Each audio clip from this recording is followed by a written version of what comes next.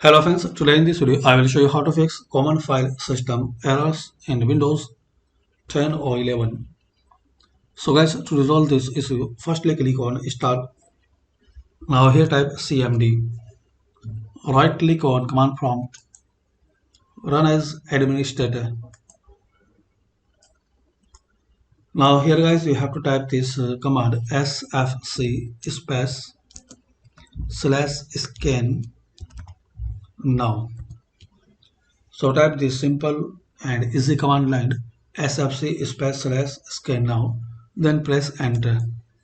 Now guys, wait couple of minutes. It will take some minutes to complete this scanning. Now, now guys, once you see 100% complete, you have to type this second command line dism dot exe space /online space /cleanup